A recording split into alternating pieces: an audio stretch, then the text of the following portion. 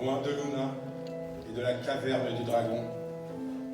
Sa flûte avait sombré profondément au fond de la mer. Personne ne l'avait vue tomber, ni entendu siffler dans les airs. Et là, elle repose au fond des eaux. Non loin de là, une tortue de mer nageait, sifflotant un air de jazz.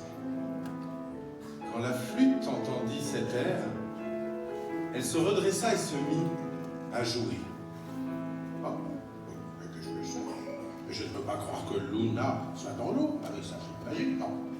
La tortue nagea en direction du son et trouva la flûte magique de Luna. Bon. Et où est Luna?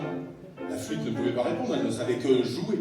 Mais Luna a un problème, n'est-ce pas? Je le sais bien, je le sais. La tortue était bouleversée.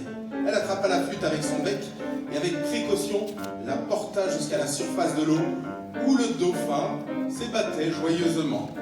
Dauphin, au secours! Luna a un problème. Voici sa flûte que j'ai trouvée au fond des mers. Et donne-la moi, bien sûr. Il prit la flûte et se précipita vers le rivage. Oh, dis, Bonnet, apporte cette flûte à Luna. Dépêche-toi avant qu'il soit trop tard. Le poney emporta la flûte. Il galopa à travers les prairies, les champs, les pâturages. Le vent s'engouffrait dans la flûte qui jouait durant tout son trajet, lui indiquant le chemin de la forêt secrète. Le poney rencontra un groupe de tigres. Ils venaient du monde entier. Et où cours-tu avec la flûte de Luna? Vous savez peut-être où se trouve Luna. Elle a perdu sa flûte et doit certainement être bien malheureuse. Allez, s'il vous plaît, aidez-moi à la trouver. Il y a encore quelque temps, nous étions ensemble dans la forêt secrète. Oh, j'ai peur qu'elle ne soit tombée entre les griffes du dragon et qu'il l'ait jetée dans sa grotte. Oh, tu vas la sauver, oui. Allez, dépêche-toi. J'y vais tout de suite. Et moi, parmi les derniers tigres de Sibérie, je ne suis pas du tout impressionné par ce misérable dragon. Le tigre fonça à travers la forêt. Il avait une idée de l'endroit où trouver sa jeune amie. Il emprunta avec précaution le chemin du bois, scrutant autour de lui. Soudain, apparut dans son dos le dragon qui l'attrapa par la queue et le fit tournoyer en l'air comme un misérable hochet.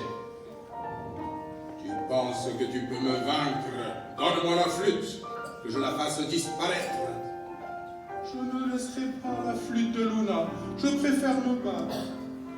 Le dragon arracha la flûte magique des pattes du tigre et balançait le tigre de long en large quand soudain, un colibri surgit de derrière les buissons.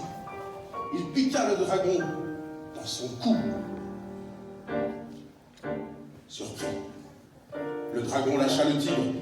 Celui-ci récupéra la flûte et de toutes ses forces, il poussa le dragon vers un abîme. Le colibri tournoyait autour, volant d'arrière en avant et d'avant en arrière. Et bientôt, le dragon vacilla, étourdi au bord du précipice, et le tigre le poussa une dernière fois.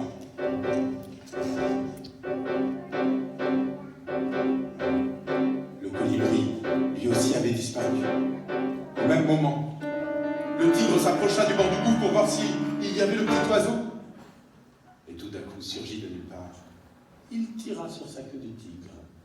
Aïe, petit démon, tu m'as fait mal. Je suis ravi que tu te sois inquiété pour moi. Et félicitations pour ton courage. Maintenant, dis-moi vite où est Luna.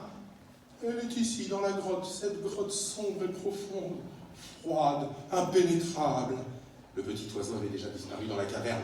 Rapidement, il vola d'avant en arrière, jusqu'à ce qu'il trouve Luna dans les profondeurs de la grotte. Colibri! Luna était si heureuse qu'elle embrassa le colibri. 2 larmes jaillirent de ses yeux désespérés. Est-ce que le dragon t'a également jeté dans la grotte? Non, toutes les amies que tu as rencontrées pendant ton voyage, tous sont venus ensemble à ton secours. Nous avons même retrouvé ta flûte au fond de l'océan. Regarde. Hop. Ma flûte! Vous êtes vraiment des amis.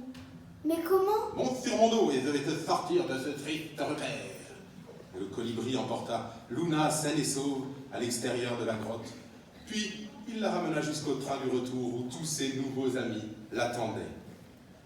Merci pour tout ce que vous avez fait pour moi. Maintenant, je rentre chez moi. Au revoir mes amis. Adieu.